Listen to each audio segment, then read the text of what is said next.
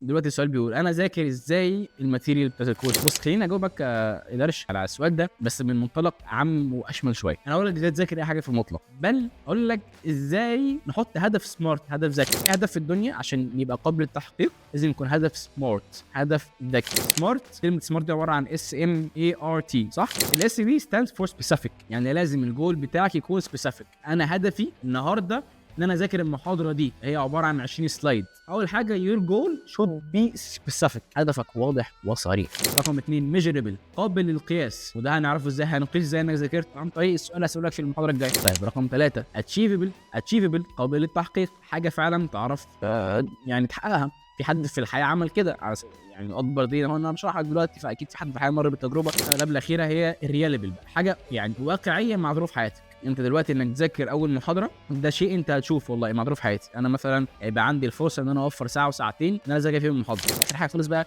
ودي اهم حاجه وهي تايم باوندد، لازم الجول بتاعك يكون محكوم بوقت. ما ينفعش تقول انا هذاكر المحاضره دي ان شاء الله. ايوه يعني امتى بقى؟ حط لنفسك ميعاد، مش شرط ميعاد تخلصه بس ميعاد تبتدي فيه. حققت الخمس حاجات دول انت ان شاء الله بعد توفيق ربنا وسعيك هتوصل للجول بتاعك. انا بقى نسقط ده على الكورس بتاعنا ازاي تذاكر الماتيريال. هتعدي عليه سلايد تقرا الكلام تاني وتحاول تشوف انت مجمع قد ايه من الكلام. في حاجات تبقى سهله، حاجات تبقى صعبه. حاجات تبقى سهله عدى عليها مره مرتين بالكثير قوي، واحده منهم تكون قبل ما احضر المحاضره عشان لما يسالك السؤال وبس خلاص. الجزء الصعب ده بقى لا، ده اللي هيكون محتاج منك مجهود شويه. المجهود بقى يمشي ازاي؟ ايش والله في انك هتقراه اول مره تفهم منه سكه 20 30% على اللي انت فهمتهم مني، وانا افترض انك فهمت مني 10 20، فهتكمل عليه 20 30%، وصلت 50%. مره كمان تعيد عليهم تقراه تاني وتحاول تحفظه هيطلعوا 70%، مره كمان 90%. دل على السلامه. كونك تجمع اصلا 90% من المحاضره ده شيء خطير.